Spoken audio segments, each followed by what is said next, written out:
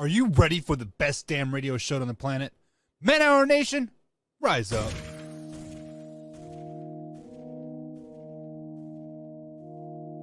You know on the beat every time, no. I would like to personally welcome you to Man Hour After Dark. Say that thing. While I bring you the host, Mike, Buck, and Cone. You know who's coming to the stage. Sports talk than what you about to hear right here. I second that. Go. You know that it's us when we talking about sports. Giving you facts on the field to the core. Tune in, we need the support. 1 hour too short, then listen some more. On all your stations, not dropping no music. Starts like Adidas, but Nike just do it. Down 4 in the 4th, we go for the win. Michael 2 seconds, we taking it in. Buck, Mike, and Combs, you know what's going on. Man, now we're After Dark, no LA, we the big spark. No 4th and inches, won't cut short. Got the best talking, it's all sports. Buzzing more than buzz beaters. We coming live all through your speakers, go.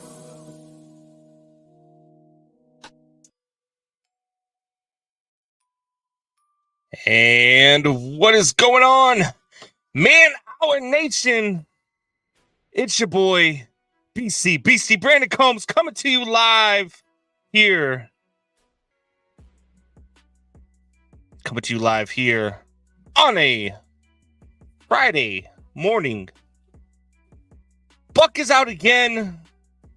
Hoffy is in a meeting. He'll be on shortly. We do have a guest planned for today. His name is Tilo. He's from the Parley podcast with Kendall Gill. He'll be joining us shortly. Today's kind of a bittersweet day for me, though. It is my last day on the Man Hour. It's my last day with you guys. But for good reasons. Moving on, moving forward. Doing things that I need to do. But we'll talk about all that stuff later. For right now, we got some NFL talk, man. Last night, the Pittsburgh Steelers.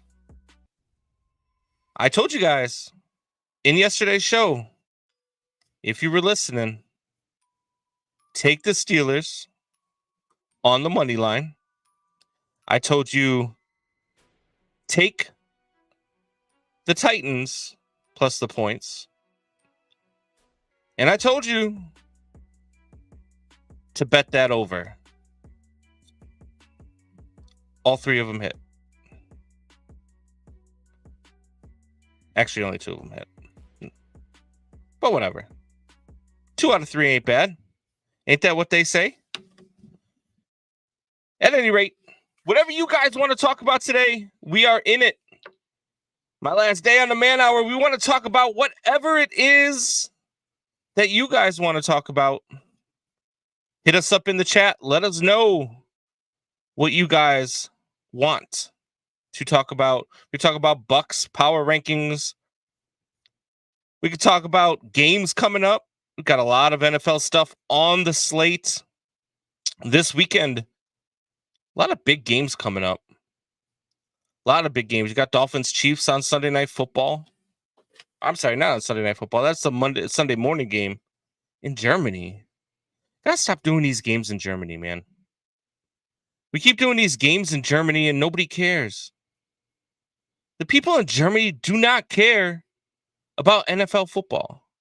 People in Germany care about soccer. People in Germany care about other things other than American football. We're never going to put a team there. And if you're never going to put a team there, what's the point in bringing all these games there every damn year? For what? There's no point to it.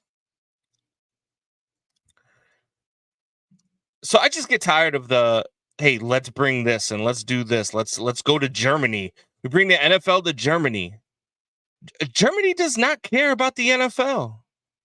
Germany does not care about the Miami Dolphins and the Kansas City Chiefs.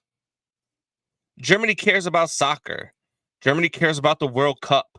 Germany cares about everything else but American football. What do you guys think?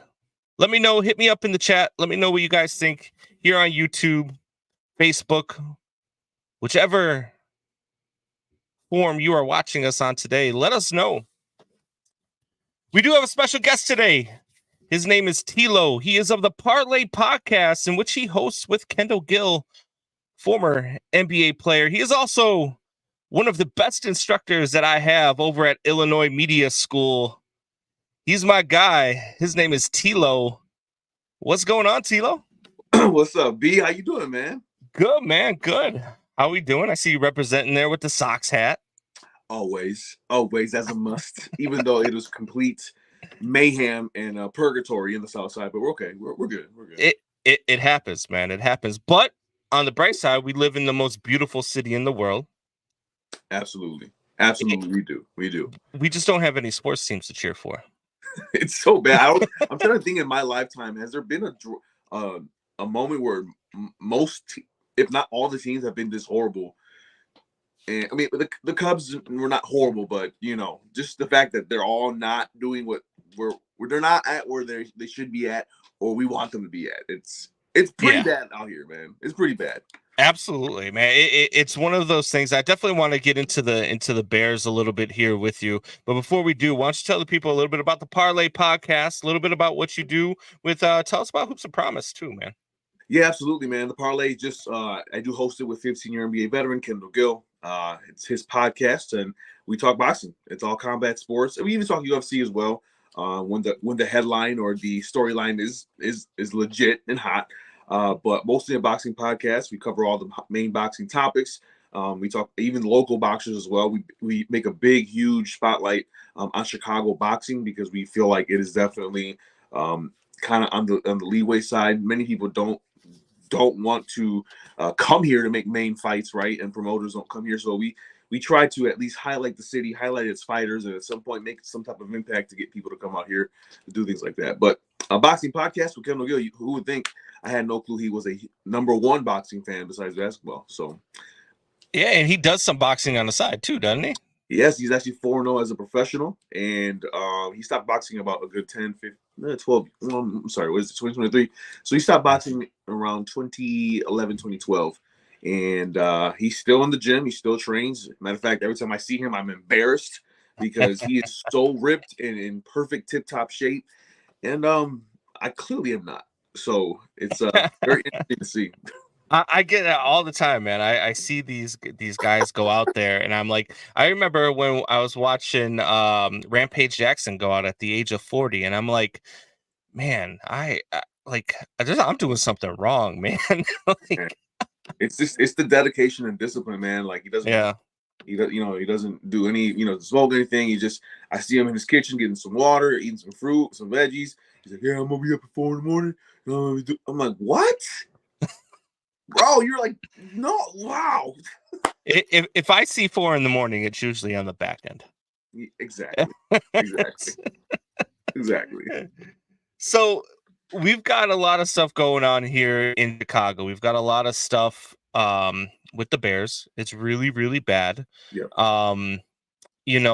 And Matt Eberflus, I don't know about you, but Matt Eberflus just drives me nuts listening to him. So last week they were talking to him. Actually, it was 2 weeks ago. It was when Justin Fields got hurt, and they asked him about the identity of the team. And I don't know if you've heard this yet, but I'm gonna play this little clip, and I want to hear your thoughts on this little clip. They asked him. They said, "What is the identity of the team?" What's your identity especially now that Justin Fields is out? What's your identity, and is it going to have to change now that that Bagent is going to be #1? Yeah, again, we'll see where Justin is. We'll see where it is. Like I said, the X-ray was negative. We'll see where he is going forward. But again, we're going to have to really do a great job of evaluating that, where it is, and putting our guys in position to make plays. And that's what our job is as coaches. So in terms of the identity of it, we're going to have to look hard and see how we can get the ball down the field, score points. So he says, in terms of identity on the field, we have to get the ball downfield and score points. What kind of answer is that from an NFL head coach, man? What is it? His record is 5-20. This is the absolute worst record. Yes. Is it for NFL? What's the record? It's something. He has a record. He's 5. So they've played 18 games, 17 games last year. They're 8 games in, so 25. So 5-20 as a NFL head coach. And 33 different offensive line combinations in those 25 games. That means he's making adjustments at halftime, putting out new offensive lines. He's also had since he's been in, there's something about the amount of screenplays that have been called with Luke Getsy as well. It's some new record with that as well. Everything that we just heard, everything you just said, is just not good. It's just not good at all. First of all, the head coach saying, identifying the team, saying that we just have to score more. I mean, we know that he knows that there's more than that. And the fact that that's the answer that he gave, it just shows the identity of this team, right? They have no clue what is going on the offensive end. You know, but obviously, unfortunately, what happens with Justin, he dislocates his finger, and you got a freaking rookie quarterback coming in, and what do we see? We see him being a rookie. It's to be expected. He's throwing interceptions, a little antsy in the pocket, but athletic. A guy has a potential future if he can hone his game a little bit, but. All year the calls have been horrible. I mean, the offensive calls by Eberflus have been just by Luke Getsy have been bad. You have the defense this cover 2 defense is so annoying. It is. Oh, annoying. You mean the cover 2 where our linebackers crash the quarterback and our safeties crash the end zone and in the middle of the field is wide open? Why? It doesn't change. It doesn't change. Second, third rounds. It's the same defense. We're barely rushing the quarterback. We could barely get to the quarterback. On top of that, go to the other side of the ball. This is the O-line, which is performing in and out. There's nothing good happening, and you have to blame the coaching staff at the top of this. I mean, we can go to management and we can go to all that, but really on the field and on that sideline, man, things are not okay. Things are not in order. You already know what happened at the beginning of the year with head coach coaches doing some stuff that we still don't know what the heck is happened, right? And now we got another one, right? Now you got another one. Head coach or running back head coach is gone. Yeah. What happened? It's just so the culture in this franchise, in this clubhouse, it is not where it needs to be. It is just bad, and it literally is reflecting on the team itself. On top of that, moves that were made were not good. Poles is dealing with moves that were made by the previous general manager, and even Poles right now is I feel like Poles he's trying to make he's scared to make any move because it could be just complete rebuild status in a minute. Like that's how bad it is right now. And so it's identity of this team is no, there's none. There's none, bro. Sorry, you got me ranting right now. You're good. I'm getting irritated. It's all good. The thing with Ryan, and you talk about the culture, and they asked him about that this week during his Wednesday press conference. They asked him, because they couldn't even get to the stuff about the trade with Montez Sweat when it came to Matt Eberflus, because they were too busy asking him about another coach that you have to fire mid-season. And they asked him about the culture, and his answer was, "Our culture is awesome. Yeah, but when stuff happens, we have to deal with it." And I'm like, well, if your culture was awesome, we would be a lot further than what we are. And you continue to lie to the fans, and you continue to tell us that you're going to be okay and that we're awesome and we're trying to figure this out. And as a matter of fact, his exact words were, "We're 2-2 in our last 4." And I said, "What?" I said, "Bro, you're 5-20 in your last 25. What are you talking about?" But no, I can't, like, this coaching staff, the ownership with the McCaskies is so poor. That's what I don't get. Like, so my co-host on here, Michael Buckheister, he came out the other day. I was not on the show, of course, and he came out and he's saying Tyson Bagent's better for Chicago than Justin Fields is, right? And I went off on him for about a half hour the next day. I could imagine. and I just don't. When you're watching this franchise as closely as we do here in Chicago, we have to understand that we've had an ownership group that for 40 years has never had a quarterback that they drafted, reach his rookie contract. Never. You've never gone beyond the rookie deal with a quarterback. And you've never hired a regime that is capable of developing a rookie quarterback. And it's a continuous issue here in Chicago. And people are, we could have drafted Patrick Mahomes. We could have drafted Tom Brady. We could have drafted Joe Montana. All of them would have been unsuccessful in Chicago. You agree with that? I mean, absolutely. Quarterbacks come here to completely get destroyed, right?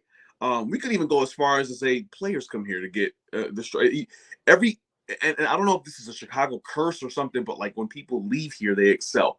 It's a thing. But you talk about the quarterback position. You talk about how the McCaskies just have not gotten this right. I told you this off the air. I told you this, earlier this week. Every network that has the Bears on primetime has to acknowledge and has to make that graphic because it's a great storyline to put on. We got to start for the bearing of that. But the graphic is the quarterbacks in the Bears franchise since 1985 or since 1990 or since it doesn't matter the year they set. It is a list. It is a list of quarterbacks that are on there. Yes. It's like how does a professional NFL franchise can't the most important position in the freaking team? They can't get this right. Yeah. It is embarrassing is what it is. And when you look at the stats, they always talk about how Jay Cutler is the greatest quarterback in Bears history. Oh, that man played for us for 5 years. Greatest quarterback in history. 5 years he played with us. 5 years, and on the 6th year, he was actually benched and moved out of town. And so this franchise is just unbelievably bad. And it's not just the Bears. That's the frustration here in Chicago is that you've got the White Sox with Reinsdorf, the Bulls with Reinsdorf. He's just lost touch with reality and what it takes to build a winning franchise. You've got the Cubs who look like they're trying to get close to the end of their rebuild. You got the Blackhawks who find ways to get better year after year, but every once in a while they do a lot of things where they just push themselves out. But at least Wirtz tried to continue a dynasty, right? Yeah. Look, so much stuff happens in the NFL. So much stuff happens here in Chicago that it's frustrating as fans. And you can hear it in just the way me and Tilo talk about how frustrated we are being Chicago sports fans. I put this hat on today because I'm like, you know what? Let me be happy about something, and let me think about some winning baseball that I have not seen since ever. That's how it feels, right? Yeah. With the Bulls, it's the same. You got the DeRozan and Levine, and nothing was really changed. They're just relying on that core, right? And it's nothing. We're not going to get nothing from that. With the Cubs, you got a team that potentially can build off of the year that they had, which was a solid year, it's a plus year. But what's going to happen next? Are they going to spend the money to do so? The Hawks are in rebuild mode. It feels like the owners of these teams. It just doesn't go right at times, and then the only successful franchise, honestly, in my opinion, are the Blackhawks. They were able to maintain a level of consistency. They with Taves, with Kane, with the the role players, with Patrick Sharp and all the guys, Bickle, it made sense. But the Bears have not been able to do that. It is crazy that that's the case. And on top of that, we haven't had a powerful offense in quite some time. Mitchell Trubisky in 2017, he was able to show some signs of flashes the year we lost to Philadelphia, and that was it. Like that's what we got to. That was a team predicated on defense, though. On defense, exactly. Yeah. It was a defensive team. It was a team that we got big runs off of that.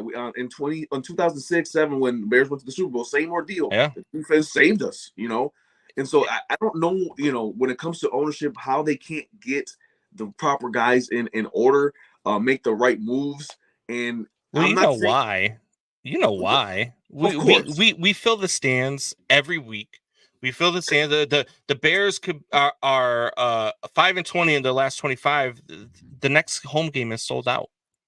The Cubs. I went to a game. I tell the story all the time. I had a bunch of friends come in for my wedding a couple of years ago. We went to a Cubs game in September, on September 30th. They were 20 games out of first place. They were like 30 games under 500, and the stadium was packed. You know what I mean? And owners here in Chicago, they know that. The Ricketts knew, hey, if we win a World Series, we're going to be good for about 40, 50 years. Once. Yeah, of course. Just one. And the McCaskies don't. Virginia McCaskey doesn't care. Virginia McCaskey doesn't care. She has her cash. I tell the story on Man Hour all the time. Is that Virginia McCaskey is like that mother, like when you watch those movies with like the really weird, evil, kind of weird mom who if you walked into her bedroom at night, would you be surprised to find her and George McCaskey in bed together? Because that's the type of relationship I have with like the McCaskies are just that type, and she's just that type of evil mom. Yeah. She's that type, and what's gonna suck for us, Brandon, is that as soon as she passes, and we're not wishing anything bad upon her, but as soon as she passes, her son's gonna take this, and it's going to be the exact same thing. It's the culture, and when it comes to ownership, man, you're absolutely right. When you mentioned the one championship with the Cubs, hey, this one right here, Jerry's banking off of this still. Yeah, this off of this 05 championship. It's that nobody remembers. That we remember. It's us, right? You know, ESPN never remembers. It's and Jerry's good. Jerry's good with that. And so and you go to the Bulls. Mike saves the whole franchise because they were complete doo-doo in the 80s and 70s, and all of a sudden, you get those 6 from Mike. We're blessed, and he said, "We're good. Now let's go ahead and build the team down. Doesn't pay Mike right." Until the very end, and we have to deal with horrible basketball for years. Some playoff teams, but that's it. Yeah, absolutely. So the Parley podcast, getting back to it before we let you go here, the Parley podcast, you guys always talk boxing, and you and I have had some conversations about MMA versus boxing, and I'm not a big boxing guy. I believe boxing is I don't want to say dying sport, but it's just one of those sports that's washed out for me, right? And I think this past weekend was a great example of why I've fallen out of the love of boxing, right? Francis Ngannou versus Tyson Fury. Francis Ngannou won that fight. And the reason why he doesn't get the decision is because he's not the boxing guy. And you watch that fight and you watch what's going on. As a boxing guy, you're a boxing guy as opposed to an MMA guy. How did you feel about that, the result of that fight? Did you watch that fight? Yeah, so I didn't watch it live. I had to replay it back.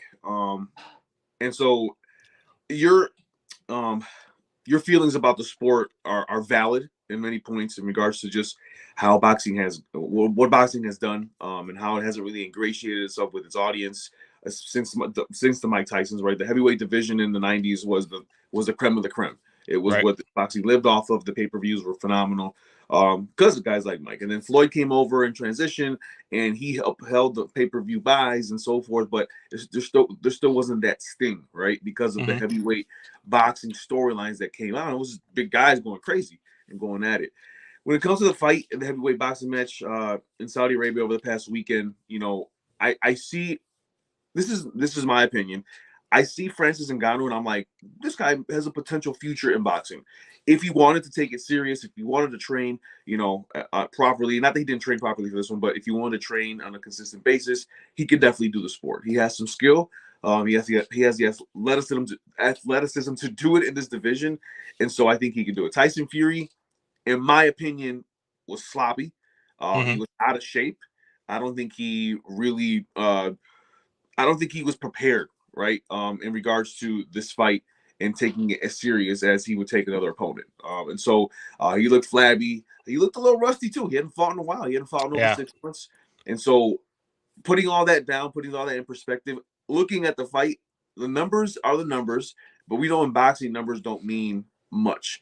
The knockdown that happens in round 2 was surprising. It was something that, oh my gosh, like a boxer just got knocked down by an MMA fighter. But this is combat sports we're talking about. This is not, hey, I'm a hockey player. Come to my arena and play ball. Like, right. This is combat sports, and so hands are thrown, and there's some boxing skill and level that happens on the MMA side. Yeah. Do I think Tyson Fury won? I think if I had to give my opinion on that, and after I've looked at the fight, I think he won. I think he won. It wasn't a decisive win. I think it was close, but he landed the punches that were cleaner, in my opinion. He was able to evade more punches in regards to just being a better defensive boxer after that knockdown. But Ngannou landed more.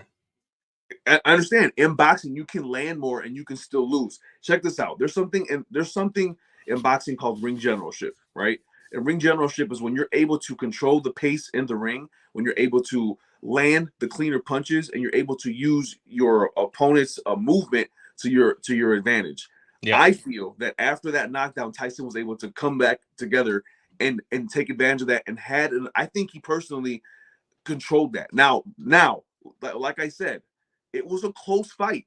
I think that a round or two, Tyson would have been done, because Francis Ngannou was coming forward. He was landing shots on Tyson. I couldn't believe the shots he was landing, because Tyson's such a very defensive boxer with his Philly shell defense. But after watching the fight a couple times afterwards, Tyson landed the cleaner punches to me. And you have to remember this: in boxing, 3 judges, they're sitting in different parts of the ring, and some of these judges are not seeing the same exact action. You're getting angles that are on the right side. They can convince you. You can say, "Oh man, he landed. He landed a couple more in that corner, right?" Where another judge can say, "You know what? I don't think he had that much of an effect on the fighter in that corner, because he didn't see the left hand hitting inside." Right? It's a lot of different views of in regards to boxing and how to judge it. But my personal opinion is that his win wasn't far-fetched for me. It was like, wow, this wasn't a robbery, in my opinion.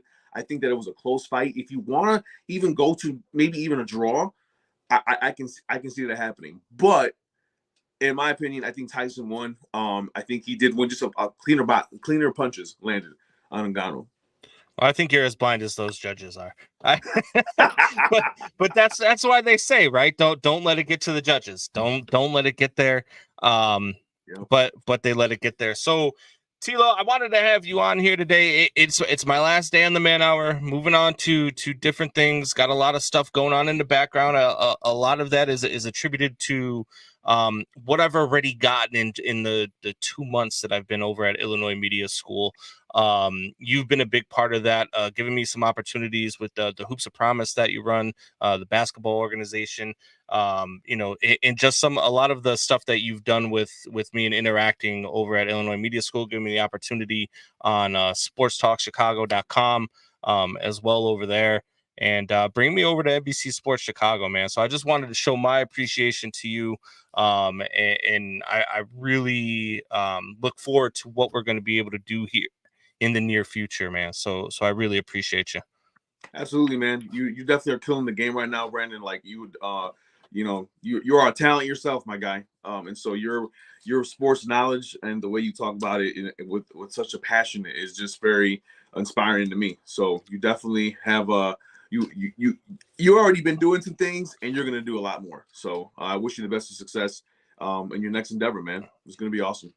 I appreciate you, sir. Thank you for joining, Tilo. Guys, check out the Parley podcast with Tilo and Kendall Gill. Check him out also on his socials, right? Tilo TV show. That's correct. Tilo TV show on all of them. X, Instagram, Facebook. Tilo TV show. All right. Thank you, Tilo. Appreciate you, man. Not a problem, man. Thank you. Have a good one. All right, guys. So that was Tilo of the Parley podcast, also an instructor over at Illinois Media School. Guy does a great job. Gets everybody included, active with all of us in class, active on the socials. You check out his social media on Instagram, on X, all that stuff. He posts videos of us doing all sorts of stupid stuff that we do. Right now, I'm doing a music video in that class where the rest of the class is teaching me how to ducky. So definitely something you're gonna wanna check out. Eventually, maybe we'll have to air that video. But without further ado, let me bring on my guy, peanut butter to my ladies, the Hofstadter. What's going on, Hoffy? What's up, Combs? How much did you pay Tilo to say those nice things? Then I see your wife's also giving you. He's gassing you up too. Good I Lord. look. Bro, First of all, my wife always gasses me up. She's my biggest fan. But Tilo, I don't pay nothing. Tilo is the one that brings me around. And has given me a lot of opportunities.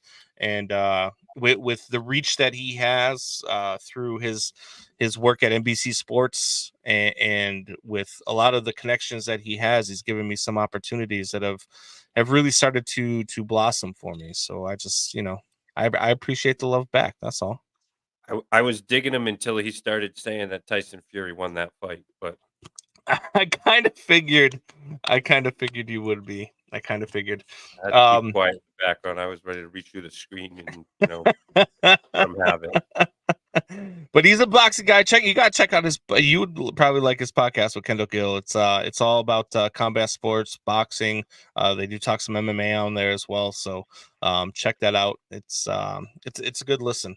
Kendall Gill's he's a trip, man. I would have never picked him to be a boxer, but he's 4-0 his professional career.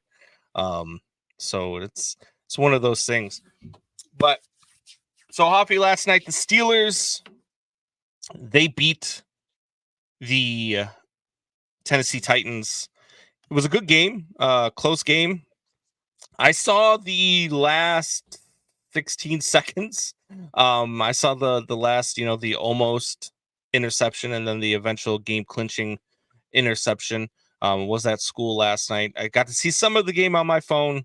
I thought it was JJ or TJ Watt that got carted off, but you were able to cast those fears away from me. But I did tell the people yesterday during that. Thought the same thing. I was like, shit, I see a white guy on the cart. Who is it? And my wife was like, I don't know, Cole. I think he was number 55. And I'm like, not number 90. No, it was not number 90. I'm like, all right, we can breathe. Yeah. But it's inevitable. Inevitable. Yeah. He is broken glass. He is at one point this year going to be out for significant time. The guy can, I mean, him and his brother, they could never stay healthy. Yeah. I mean, not wishing injury. I hope he stays healthy. He's, fun to watch, but at some point he always finds a way to get hurt. They had a second guy get carted off, I guess, right in the fourth quarter.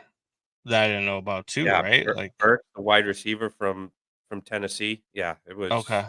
He definitely, he went up to catch the ball and jumped up, came down on his back, and his head definitely snapped off the turf. It was ugly. They had to remove his face mask. He had some feeling in his toes when he was kind of carted off. He kind of gave like the thumbs up to a style.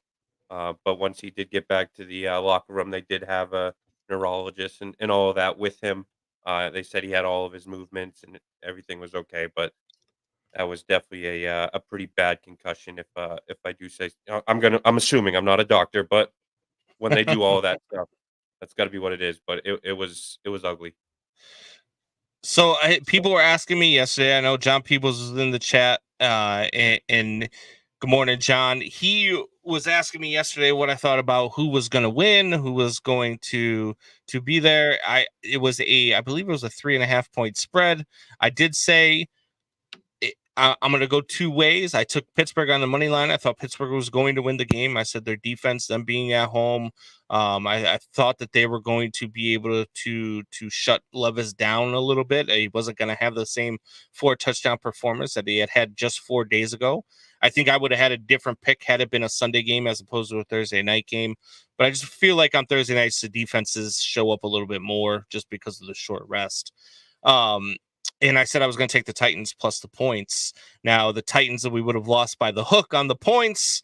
But Pittsburgh winning that game, I think all 3 of us were on Pittsburgh in that game. Correct. Yeah. I mean, Levis, I was impressed. I mean, I thought for sure that Watt was going to be able to disrupt Levis, but he stood in the pocket. He made some great throws. I thought, that first drive where they put up the 3 points, the Steelers really killed themselves. I mean, they had like 3 or 4 stops on third down, but they had, defensive holding. I thought the refs were I mean, the rest have been bad all year, so we don't really need to talk about that. But and same with that very last drive, they had a stop on fourth down that they called defensive holding on Patrick Peterson. I thought they were really just kind of hand fighting. Maybe it went like to 6 yards instead of the 5 that it's allowed. Definitely, but I mean, if I'm Tennessee, I'm thinking that I got my guy. I mean, Yeah. 3 days notice, going to get, in Pittsburgh against that defense. I mean, every Thursday game coming off 3 days, it like you said, the defense usually kind of wins out on that battle. Um, Yeah. even though they only put up, what was it, 16 points. Right. I Yeah. think I mean, he was moving the ball, and again, he had some big plays. He's got King Henry, he's got Hopkins. If they could find him maybe a tight end or one other weapon for him, I think that this Titans team could be really good. I do wonder if Mike Vrabel is the man because Mike Vrabel is more, he reminds me of Belichick and a defensive-minded kind of coach. I wonder if they would benefit from having. I know Sean McVay's not going anywhere, but a Sean McVay style. But man, that kid can just a flick of the wrist and he can have it there. So So when we had our NFL draft show here in Chicago at Bourbon Street, and we were doing the live show, and I told Buck and Fitz, I said, look, I said, a lot of people are talking about Bryce Young and Anthony Richardson. And I said, I'm not a Bryce Young fan. I don't think Bryce Young's going to be a very good NFL quarterback. I said, I feel like he's going to be a very injury prone quarterback in the NFL. And I don't think he's good enough that his game would translate. And I said Anthony Richardson probably needs a year, maybe 2 underneath somebody to be able to develop.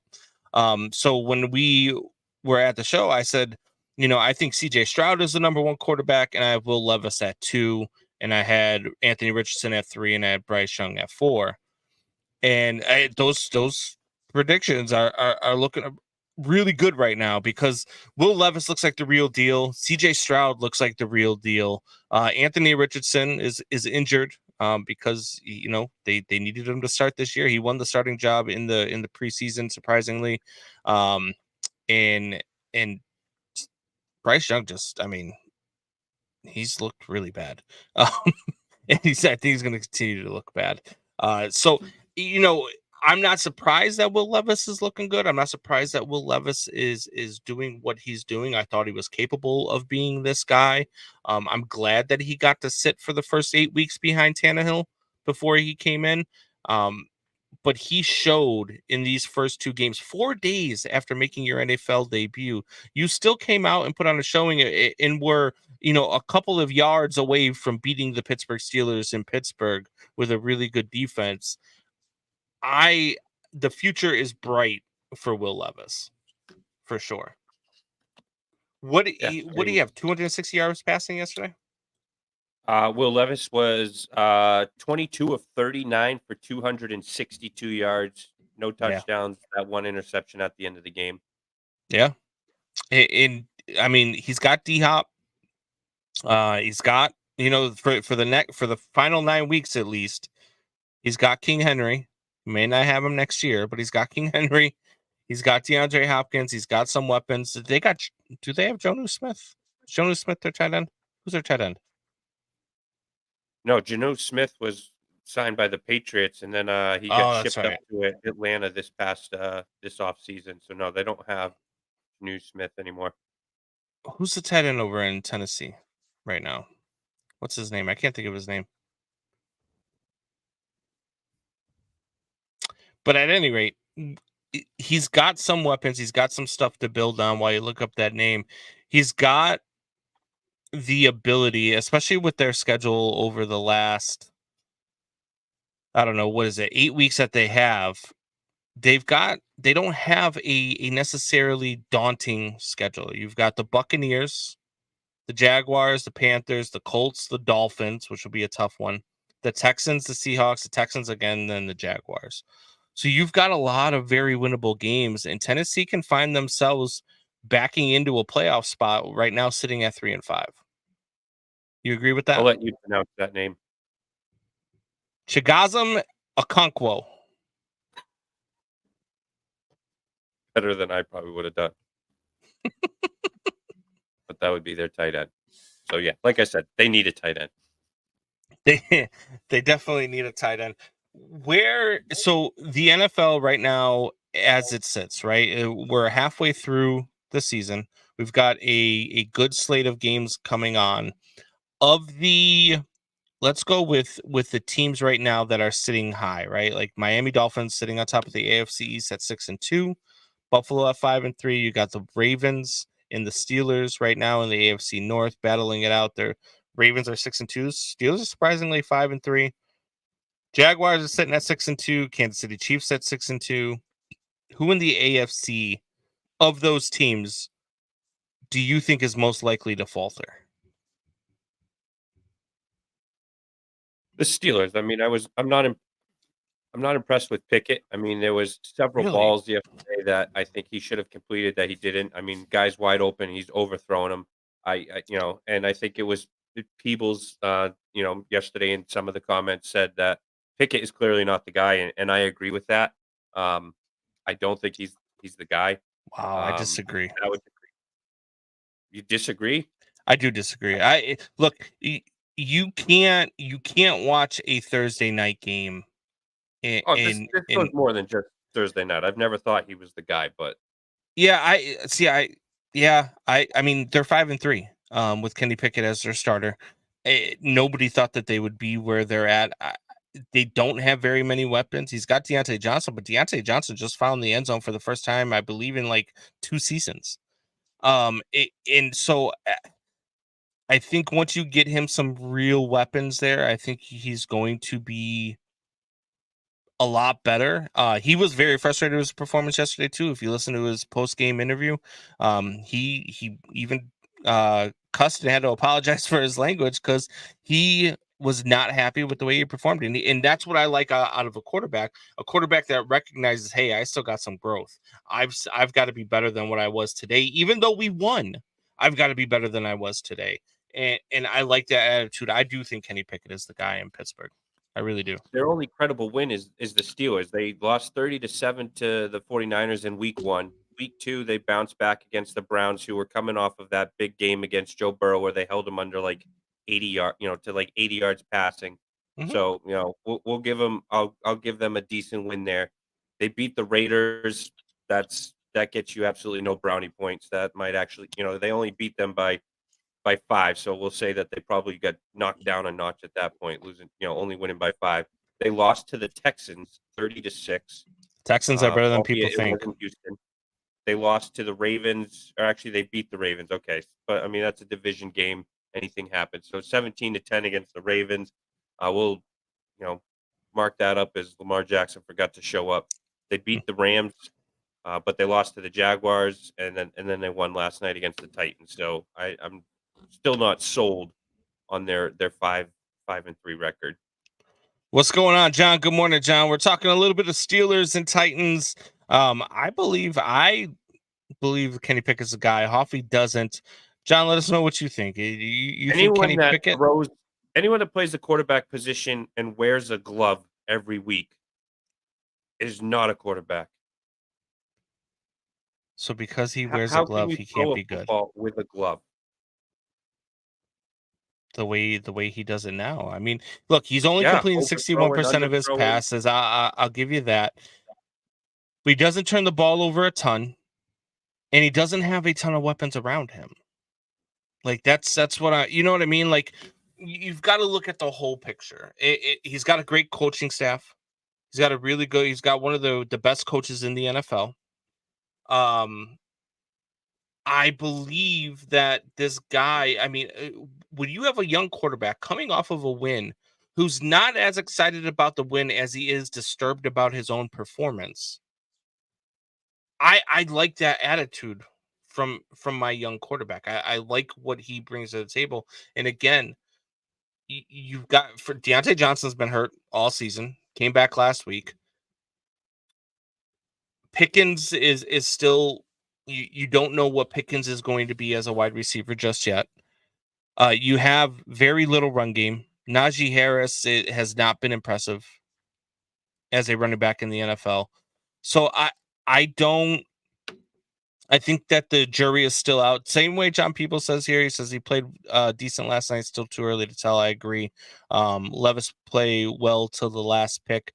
I agree with all that. I think Levis is going to be the real deal, and I think Kenny Pickett's going to be the guy. I don't think he's Mitch Got Trubisky. outplayed, even on that interception. I would still say that Kenny Pickett got outplayed by a rookie who was on his second start. In the last 3 years, I know Pickett's only been the quarterback, week 4 or week 6 from last year on. But in the last 3 years, the Steelers have the least amount of touchdowns of any team in the NFL. So, I mean, You and I'm Buck going to count that to the offensive coordinator, but get too hung up on the fact of, oh well, this guy outplayed this guy threw for more yards, this guy did. You got to look at the situation, right? Like if you're comparing, what Kenny Pickett is doing for yards compared to Tua Tagovailoa, is that a fair comparison? When Tua Tagovailoa has Jalen Waddle and Tyreek Hill and tight ends and Raheem Mostert in the backfield, is it a fair assessment when you compare him to, even last night with Will Levis? Will Levis has DeAndre Hopkins for a weapon. He's got King Henry in the backfield. Like he's got DeAndre Hopkins of 2023. But how he's old still now? got DeAndre Hopkins. I would take Would you take DeAndre Hopkins this year over Deontay Johnson and George Pickens right now? I would. 2 for 1? Is that what we're going? No, You're absolutely not. You're crazy. And not only that, I would but take the Steelers wide receiving core over the Titans wide receiving core.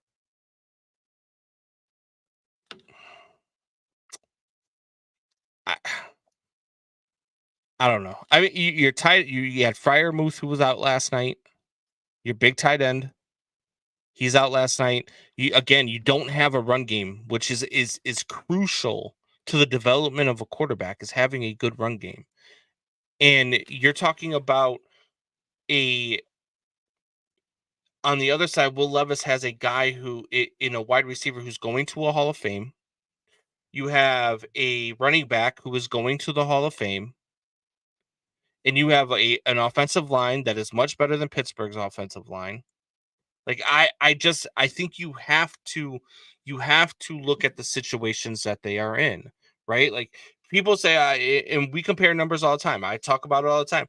Justin Fields, you want to talk all you can all day long about, oh, he's not the guy in Chicago, and he's not as good as he was said to be coming out of Ohio State. But look at what's been around him. Look at the coaching staff that's been around him. Look at the lack of talent that's been around him. Look at the lack of offensive line. You've got to take the whole thing into account. You can't just look at what he's doing compared to what other guys are doing compared to what they have. Okay, take this into account. Let's hypothetically, a straight up trade, Fields for Pickett. Which team is better? Which team is not? Well, Fields would be better in Pittsburgh because he's got a better core around him. He's got a better coaching staff around him. He's got somebody who can develop a quarterback. He's got some weapons. He's got not a running back. He's got a tight end. He's got all of these things around him that he doesn't have. He's got a much better offensive. Me, and Buck are a better offensive line than the Chicago Bears. I think the Steelers would be better off with Justin Fields, and the Bears would be worse off with Kenny Pickett as their quarterback than with Justin Fields. There's no way the Bears can be worse off than what they are right now.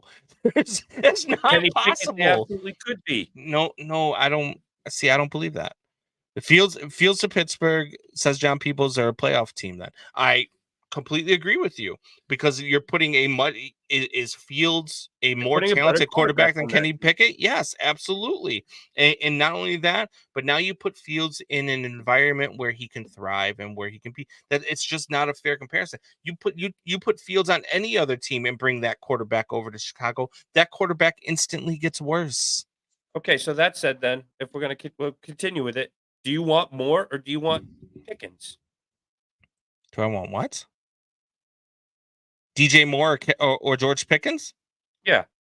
I want DJ Moore. Okay. So, and he's in Chicago. So you put Pickett there, and he's got a better wide receiver, and he's going to digress.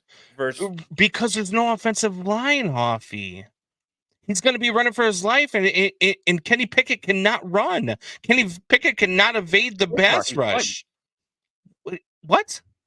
He's white. He can't run. No. Well, that's what I'm saying. And he's not Josh Allen, so he can't bulldoze people either. But look, I think Kenny Pickett is not the real deal. I think he's a product of the system that he's in. You know, being in Pittsburgh, you know, they have a pretty good coach. Yes, I think Najee Harris has not been what he's supposed to be, but I think a lot of that comes down to they're going to load the box and they're going to make Kenny Pickett beat them because they don't think Kenny Pickett is the man. Well, not only that, but plus you can stack the box against the Pittsburgh Steelers because you can get to the quarterback. Like, that's what I'm saying. Like, there's a lot of things that go into it. It's not just about completion percentage. It's not just about what he does. I mean, the guy is finding ways to win football games. They are 5-3 right now. They are a game out of their division. They are a game behind the Baltimore Ravens at 6-2. This team and Kenny Pickett finds ways to win football games. You can't look. You've got to look at the job. And I used to say it about Tom Brady all the time.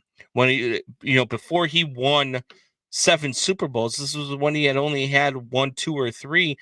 I would talk about him versus Joe Montana because that was always the debate. And my answer to the at that time to that debate was, it's got to, for me, Tom Brady is better than Joe Montana because Tom Brady's done it with far less around him. And he did it with far less around him. Joe Montana had a Hall of Fame wide receiver. Joe Montana had a Hall of Fame offensive line. Joe Montana had a Hall of Fame running back. You never saw any of that with Tom Brady. And then when they finally did give him a Hall of Fame wide receiver, he set touchdown records and passing records. Like that's where you've got to look at what they're doing with what's around him. And right now, Kenny Pickett's doing more with less around him. I don't think there's a point in me asking you this question being a Bears fan, but the Steelers host the Packers this week. Who do you have? Steelers. Of course you do. It's because of the Steelers defense. Steelers defense versus Jordan Love. They're going to eat Jordan Love alive. Jordan Love's not good. And like John People says, ugly but effective. And that's what Kenny Pickett is. Jordan Love over Kenny Pickett every day. You're out of your mind. You're out of your Jordan Love is Mitch Trubisky 2.0. Watch him play. You want to talk about overthrown passes and underthrown passes? Jordan Love is there. I was high on him coming into this year. He's definitely has not impressed me. If you put Jordan Love on the Steelers, they're a worse team. They're not 3-5 with Jordan Love. Probably the same, but I would still take him over Pickett. I'm not a Pickett guy. But then they go to Cleveland. They've already beat Cleveland. They're not winning that game. They then go to Cincinnati. They are not winning that game. I think Cincinnati has found their groove. I think, they're good to go. Then they go, they host the Cardinals, so they'll probably win that one. So they're, what's that? They got 7 wins. They host the Patriots. They don't. I'm not high on the Patriots. The Patriots suck. They're my team, but they still always beat the Steelers. So they're going to destroy the Patriots. Huh? They're going to destroy the Patriots in New England. You're going to be blowing up my text message that Sunday, talking about how bad they are and how you want to fire Bill Belichick and this organization needs to rebuild. That's what I said. They're going to kill him in New England. They're going to kill him at New England in your home. No, it's at Pittsburgh. Oh, it's at Pittsburgh. Oh, yeah. Either way, they're going to kill him either way. I think somehow the Patriots squeaked that game out. I have no faith in the Patriots, but I still have enough faith that they squeak that one out. They go to Indianapolis to play the Colts.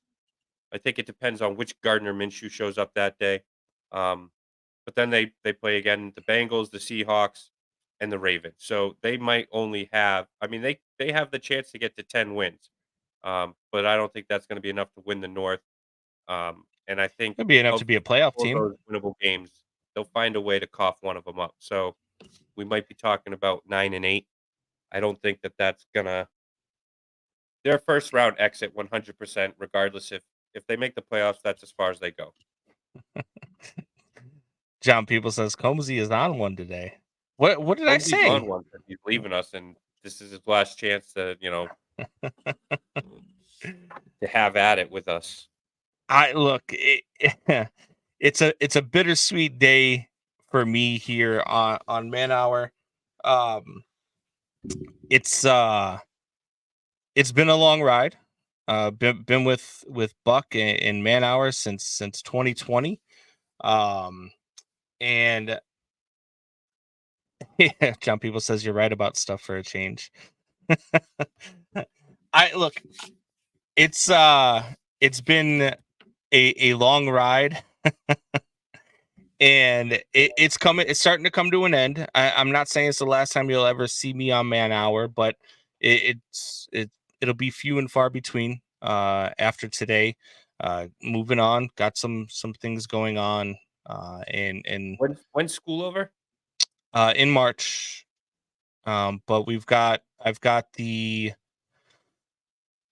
lot of stuff going on. We've got the new job. I've also got some internships going on with some radio stations over here. So I've got a lot of opportunities that are starting to brew my way. And at some point, I do plan on bringing you guys with me. I got to get some clout in the industry first. But this is a show that I believe needs to be out there. We've got a good product. Buck's busted his ass for the last 3 years, turning this into what it is. And I was with Man Hour when we only had 200 followers, and now we're at 20,000, 21,000. Like it's insane what this has grown to. So when I tell you guys, when I tell John, and when I tell everybody else, like, share, and comment, because it means more to us than you could ever understand. And it's one of those platforms that is great, but it's only great because the listeners make it that way.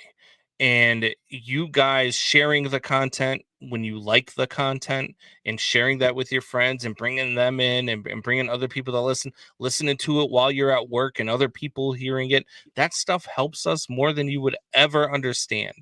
And so I want to thank you guys, everybody that's listened over the course of the last 3 years. Not only John, but we've had other guys in the past. We've had haters in the past following us, and people that have followed me over to the Chicago Sports Talk. People that have followed me over to other platforms that I've been on. I appreciate you more than you will ever know. But Buck and Hoffy are going to carry you guys through, and these guys put on a great product. So continue to watch, continue to share, continue to like, and continue to argue with them, because 9 times out of 10, Buck and Hoffy are full of shit, and they don't know. Buzz off. They don't know what they're talking about half the time, which is why they bring me on, so I can be the voice of reason. But no, seriously, man, Hoffy, you've been, even before you joined Man Hour, man, you were always in the background. You've always been one of the of my real supporters. And I appreciate you too, man. We've been friends for a long time.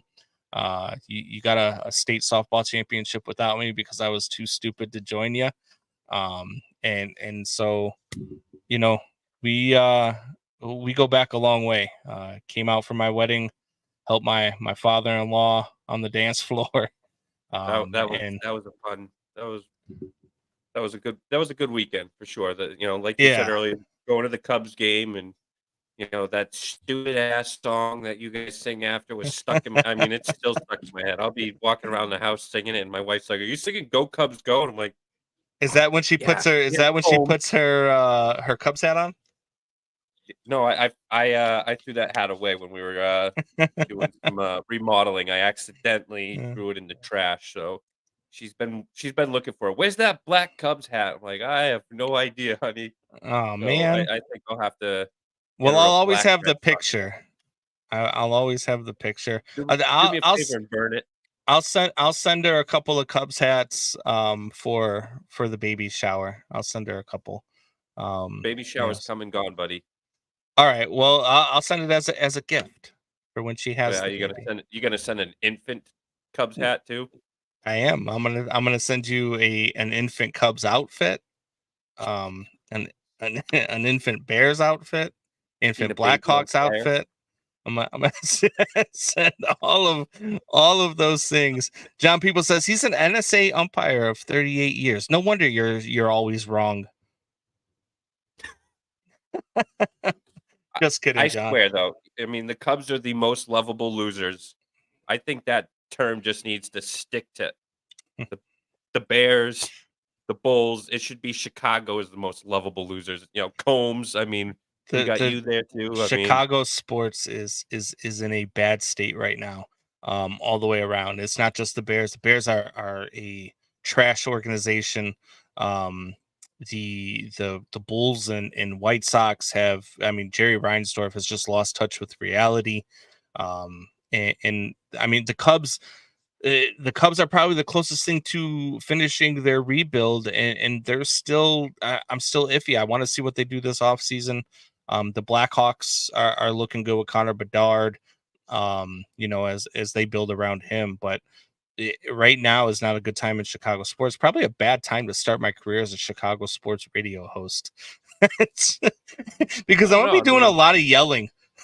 I feel like people like that kind of shit. So maybe it's better to come into the talent industry when your team sucks because there's more to complain about and and more to just kind of more wild takes that can kind of I mean.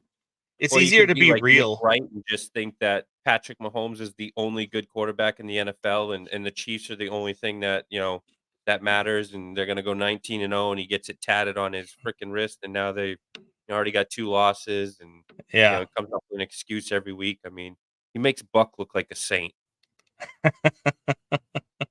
And it's one of the it's easier to be real when you're losing. You know what I mean? Because you can get the real emotion when you're losing because winning cures all. Never doubt Chiefs. Oh God. At any rate, I leave you guys in good hands. I appreciate everything. And you know, Buck's been busting his ass. He's going to continue to bust his ass. And at some point, Man Hour is going to be on a national stage. I guarantee you guys that. But till next time, guys, I appreciate everybody. Thank you guys for chiming in. Man Hour Nation, one more time, rise up.